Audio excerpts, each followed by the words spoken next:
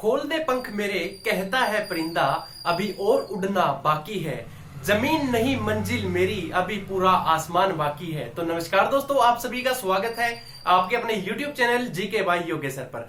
तो दोस्तों आज हम पढ़ेंगे ऐतिहासिक घटनाएं जो आप सभी के लिए वेरी इंपॉर्टेंट रहेगी। और दोस्तों सभी विद्यार्थी जितने विद्यार्थी इस क्लास को देखने लग रहे हैं तो सबसे पहले दोस्तों आप क्या करें, इस क्लास को लाइक और शेयर जरूर करें, क्योंकि आज आपकी क्लास भाई मतलब कुछ गैप होने के कारण नहीं हो पाई थी। आज आपकी क्लास कंटिन्यू शुरू की जाएगी। तो चलिए दोस्तों शुरू करते हैं आज की क्लास। और आज की क्लास आप सभी विद्यार्थियों के लिए क्या है भाई, वेरी वेरी इंपॉर्टेंट है। तो सभी विद्यार्थी क्लास को शुरू से लेकर अंत तक जरूर देखना। तो चलिए दोस्तों आज हम शुरू करें। क्या भाई टॉपिक क्या रहेगा आपका, ऐतिहासिक घटनाएं। ऐतिहासिक घटनाएं तो वेरी इंपॉर्टेंट है दोस्तों, आप सभी को इतिहास के बारे में पता होना चाहिए। जो आपकी ऐतिहासिक घटनाएं हैं वो कौन कौन सी थी। तो दोस्तों हम कहां से शुरू करेंगे, तो दोस्तों जैसे कि आप सभी को पता है भाई, हमने 2500 से लेकर 1700 ईसा पूर्व के अंदर दोस्तों क्या होता है, जो आपका इंपॉर्टेंट दोस्तों यहां पर प्रश्न क्या बनेगा कि जो आपका 2500 से लेकर 1700 ईसा पूर्व के अंदर दोस्तों जो आपकी कौन सी सभ्यता का विकास होता है, अगर आप लोगों से पूछा जाए तो दोस्तों सिंधव सभ्यता का क्या हो जाता है, सिंधव सभ्यता का यहां पर विकास हो जाता है। कहां पर दोस्तों सभ्यता का जो विकास है ये आपकी 2500 से लेकर 1700 के अंदर दोस्तों क्या है, आपकी सिंधव सभ्यता का विकास माना जाता है। अगला पॉइंट दोस्तों आपका किस प्रकार बनेगा, जैसे कि पूछ लिया जाए कि 1500 से लेकर 500 ईसा पूर्व के अंदर, 1500 से लेकर 500 ईसा पूर्व के अंदर दोस्तों आपके आर्य वैदिक सभ्यता का क्या होता है, प्रचार किया जाता है या प्रसार किया जाता है। वेरी इंपॉर्टेंट दोस्तों, ये क्या किया जाता है, आर्य वैदिक सभ्यता का क्या प्रसार यहां पर किया जाता है। क्या किया जाता है दोस्तों, प्रसार। अगला प्रश्न दोस्तों आपके सामने क्या है कि अगर आप लोगों से पूछा जाए, जैसे कि भाई 900 ईसा पूर्व के बारे में पूछ लिया जाए, क्या 900 ईसा पूर्व में आपके महाभारत के युद्ध की क्या होती है, वो मान्यता मानी जाती है कि आपका यहां पर क्या होता है, महाभारत का युद्ध होता है। महाभारत का क्या माना जाता है दोस्तों, यहां पर आपके महाभारत का युद्ध माना जाता है। भाई 900 ईसा पूर्व के अंतर्गत क्या हुआ था, आपका महाभारत का युद्ध हुआ था। और अगर आप लोगों से पूछ लिया जाए कि भाई जो आपके कौन से 322 से लेकर 184 ईसा पूर्व के अंदर क्या हुआ था, जो आपका हरियाणा राज्य है, कौन सा राज्य है भाई, हरियाणा राज्य किसके अधीन आया था, तो हरियाणा राज्य दोस्तों आपका मौर्यों के क्या हो जाता है, अधीन आ जाता है। मौर्यों के क्या आ जाता है, अधीन आ जाता है। दोबारा रिपीट कर रहा हूं, परीक्षा में लगातार HSSC ने कई बार दोस्तों ये प्रश्न आप लोगों से पूछ लिया है कि जो आपका हरियाणा मौर्यों के अधीन कब आया। तो दोस्तों हरियाणा है जो वो मौर्यों के अधीन कब आया, तो दोस्तों वो 322 से लेकर 184 ईसा पूर्व के अंतर्गत हरियाणा जो है आपका वो मौर्यों के अधीन आ चुका था। दोस्तों क्लास अगर अच्छी लगे तो क्लास को ज्यादा से ज्यादा शेयर जरूर करें, क्योंकि आज की क्लास आपकी छोटी क्लास रहेगी। सिर्फ हम पढ़ेंगे ऐतिहासिक घटनाएं, एक लाइन के अंदर पढ़ेंगे, ज्यादा डीपली हम नहीं जाएंगे, क्योंकि पहले भी हम आपका जो इतिहास है उनको डीपली पढ़ा चुके हैं। आप अगर आप लोगों ने वो वीडियोस नहीं देखी तो वीडियो के डिस्क्रिप्शन में प्लेलिस्ट बनाई गई, आप वहां से वो वीडियो देख सकते हैं। आगे आप लोगों से अगर पूछ लिया जाए भाई जो आपके क्या है, पुष्यभूति नरेश प्रभाकर वर्धन राजा कब बने, आप लोगों से भाई आप लोगों से क्या पूछा गया है, जैसे कि पुष्यभूति कौन, पुष्यभूति क्या है दोस्तों, पुष्यभूति वंश रहेगा आपका। और इस वंश के प्रभाकर वर्धन क्या है भाई, प्रभाकर वर्धन राजा कब बने, आप लोगों से पूछा जाए तो दोस्तों ये 580 के अंदर क्या बन जाते हैं, राजा बन जाते हैं। और दोस्तों आप सभी के लिए वेरी इंपॉर्टेंट ये प्रश्न रहेगा भाई, जो आपके पुष्यभूति वंश के जो आपके महाराज प्रभाकर वर्धन है, इसकी कितनी संतान हुआ करती थी, तो इनकी 3 संतान हुआ करती थी। प्रभाकर वर्धन की पत्नी का नाम पूछ लिया जाए, भाई किसका पत्नी का नाम पूछा जाए तो पत्नी का नाम क्या रहेगा, तो दोस्तों जो इनकी पत्नी है उसका नाम रहेगा यशोमती, ठीक है ना। और आप लोगों से अगर पूछ लिया जाए कि भाई इन दोनों की कितनी संतान थी, तो दोस्तों 3 संतान थी। सबसे पहले बेटे का नाम क्या था, राज्यवर्धन। दूसरे नंबर पर दोस्तों इनकी पुत्री हुआ करती थी, पुत्री का नाम राजश्री। और थर्ड पर दोस्तों इनके जो पुत्र हुआ करते थे क्या नाम होता था, हर्ष वर्धन।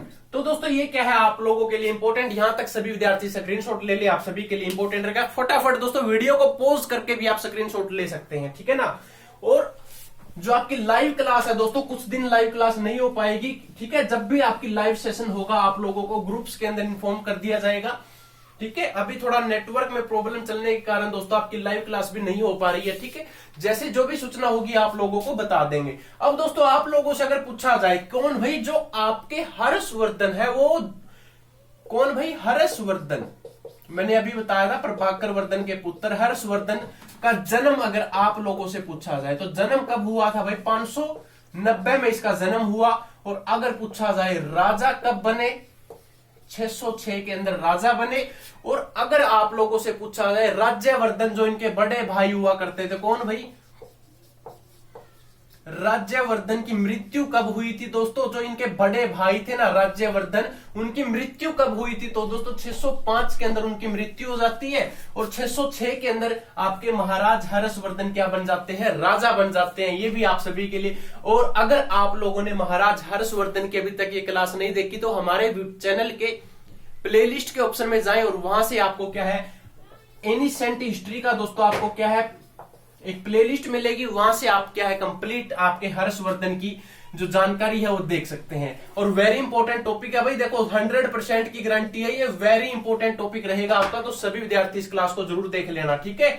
उसके बाद हर्ष का चालुक्य, यानी कि दोस्तों जो आपके ये महाराज हर्षवर्धन है ना, हर्षवर्धन का पुलकेशियन द्वितीय के साथ, किसके साथ भाई, पुलकेशियन द्वितीय के साथ युद्ध कब हुआ, तो दोस्तों इनका जो युद्ध हुआ था वो 634 से लेकर 635 ईस्वी के अंदर ये युद्ध हुआ था। आप लोगों से अगर पूछ लिया जाए भाई महाराज हर्षवर्धन ने कन्नौज को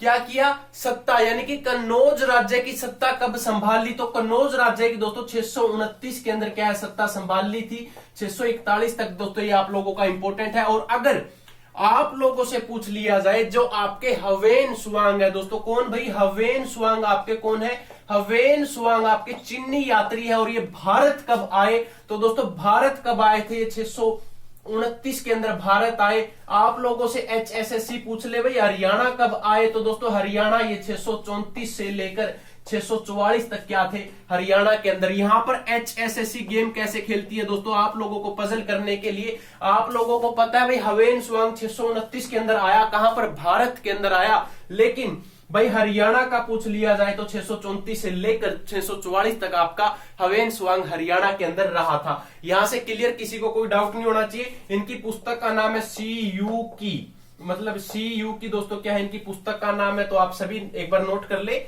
CU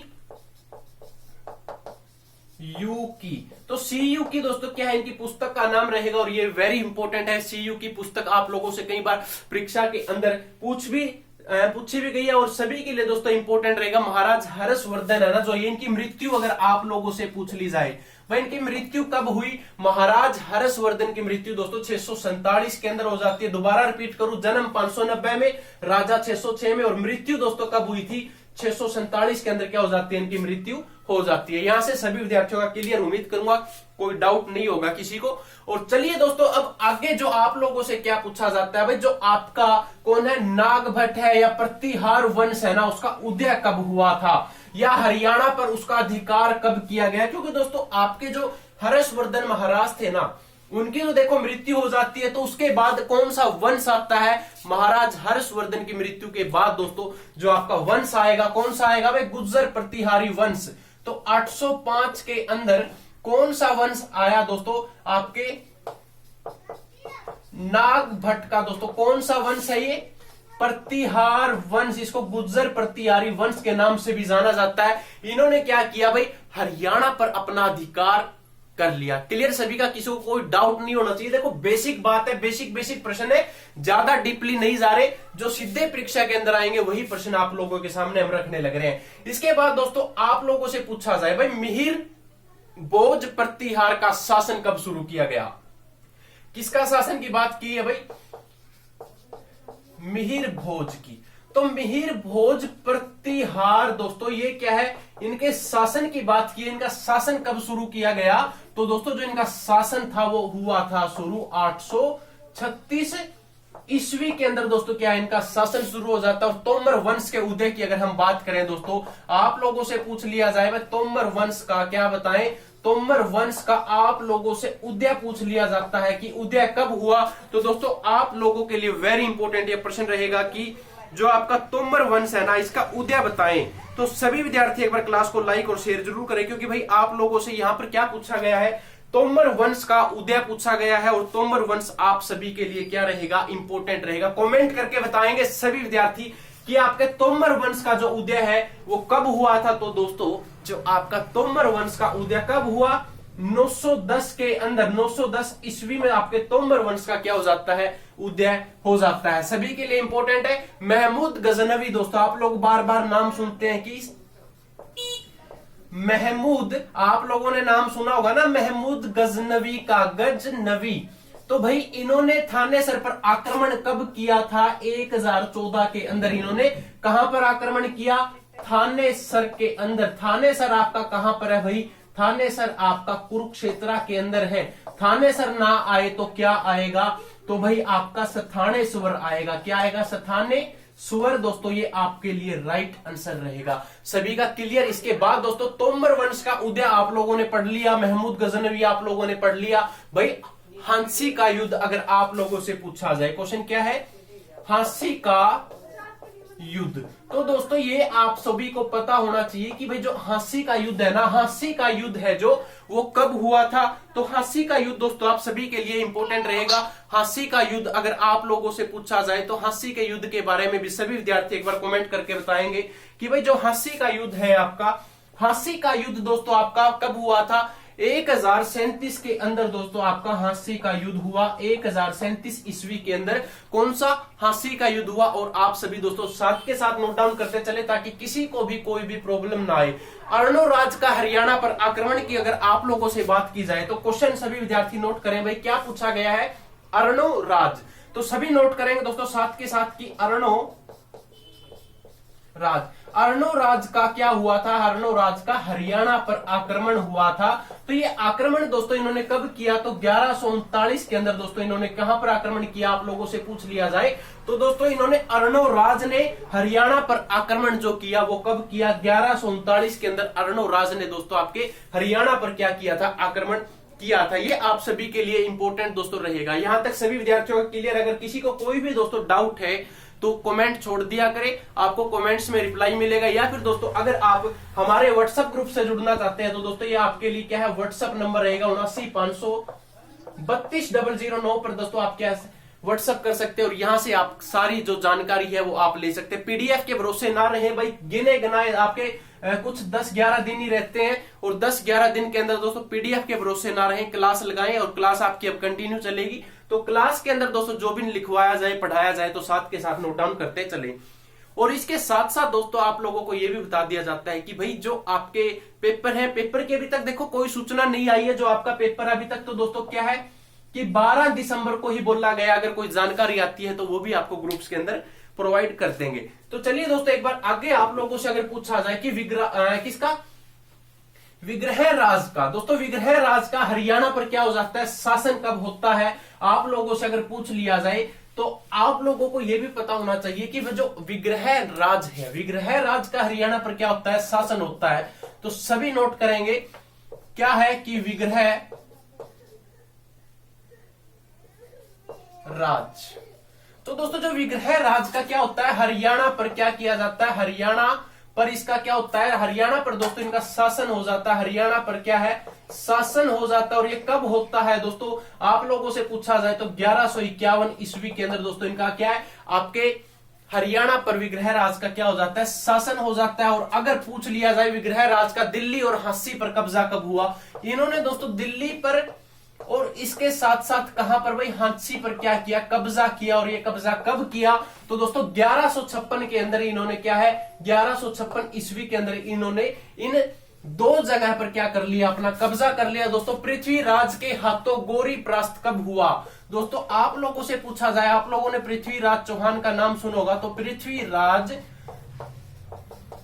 चौहान ने किसको पराजित किया पूछ लिया जाए तो दोस्तों इन्होंने गोरी को, किसको, मोहम्मद गोरी को पराजित किया। कब किया? 1191 में। और सभी विद्यार्थी एक बार कमेंट करके ये बताएंगे कि 1191 में कौन सा युद्ध हुआ और कहां पर हुआ।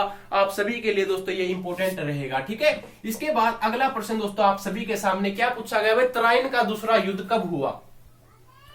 तो दोस्तों 1191 में तो आपको पता है भाई तराइन का पहला हो गया था। तो 1192 में कौन सा दूसरा युद्ध हुआ, कौन सा युद्ध भाई, दूसरा युद्ध। और इसके अंदर दोस्तों क्या हो जाती है, पृथ्वीराज चौहान की क्या हो जाती है, हार हो जाती है। किस युद्ध के अंदर भाई, तराइन का दूसरा युद्ध के अंदर पृथ्वीराज चौहान की हार, ठीक है। अगला प्रश्न दोस्तों आप सभी के सामने क्या पूछा गया भाई, हरियाणा कुतुबुद्दीन ऐबक के अधीन या फिर कब आया। दोस्तों ये क्या है भाई, हरियाणा है, जो हरियाणा किसके अधीन आ जाता है, हरियाणा आपके कुतुबुद्दीन ऐबक के, किसके भाई, कुतुबुद्दीन ऐबक के अधीन कब आता है। तो दोस्तों जो आपका हरियाणा है 1206 के अंदर किसके अधीन आ जाता है भाई, वो कुतुबुद्दीन ऐबक के अंतर्गत आ जाता है 1206 के अंदर। आप सभी के लिए इंपॉर्टेंट है।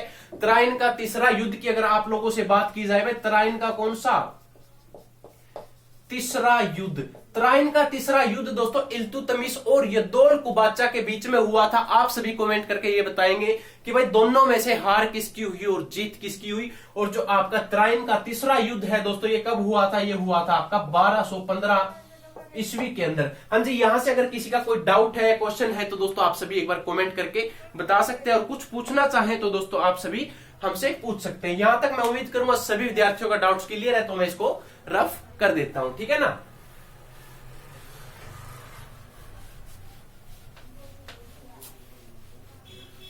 हाँ जी, तो इसके बाद दोस्तों रजिया सुल्तान की क्या हो जाती है, कैथल के रजिया सुल्तान। पहले तो आप लोगों को पता होना चाहिए जो आपकी कौन है, रजिया है। रजिया सुल्तान 1236 के अंदर क्या बन जाती है, दिल्ली की शासिका बन जाती है, पहली मुस्लिम महिला शासिका होती है। और 1240 के अंदर कैथल के अंदर इनका क्या हो जाता है, मर्डर कर दिया जाता है या इनकी हत्या कर दी जाती है भाई, ठीक है। यहां से क्लियर सभी विद्यार्थियों का। इसके बाद दोस्तों आप लोगों से पूछा जाए कि हरियाणा बलबन के अधीन कब आया, किसके अधीन भाई, बलबन के अधीन कब आया। बलबन के अधीन कौन आया भाई, बलबन के अधीन आपका हरियाणा आ जाता है। और ये कब आता है तो 1266 से लेकर 1287 तक दोस्तों, 1266 से लेकर 1287 तक आपका हरियाणा किसके अधीन रहता है, बलबन के अधीन आपका हरियाणा रहता है। ये आप सभी के लिए इंपॉर्टेंट रहेगा। इसके बाद दोस्तों जलालुद्दीन खिलजी द्वारा खिलजी वंश की स्थापना कब की गई। भाई देखो आप लोगों से पूछा है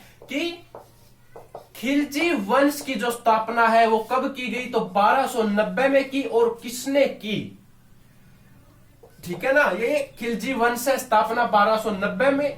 और स्थापना किसने की, तो दोस्तों वो स्थापना की थी आपकी जलालुद्दीन खिलजी ने। यहां तक क्लियर भाई। इसके बाद जो आपके अलालुद्दीन खिलजी का शासनकाल अगर आप लोगों से पूछा जाए भाई किसका, ये तो आपके जलालू है। और अब आप लोगों से पूछा गया है क्या, अलाउद्दीन के बारे में पूछा गया भाई। अलाउद्दीन खिलजी है जो आपके, अलाउद्दीन खिलजी का शासनकाल बताएं तो दोस्तों 1296 से लेकर 1316 तक दोस्तों क्या है, इनका शासनकाल होता है। अगला प्रश्न दोस्तों आपके सामने क्या है भाई, जो आपके फिरोज शाह तुगलक द्वारा फतेहाबाद की स्थापना कब की, तो दोस्तों 1351 में क्या हुआ, फतेहाबाद की क्या की गई, स्थापना की गई थी। इसके साथ साथ किसकी स्थापना की, आप सभी हमें कमेंट करके बताएंगे भाई। जो आपके कौन, फिरोज शाह तुगलक ने दोस्तों स्थापना किसकी की थी, इसके साथ साथ आपके हिसार की भी स्थापना की थी फिरोज शाह तुगलक ने। आप सभी को पता होना चाहिए ना,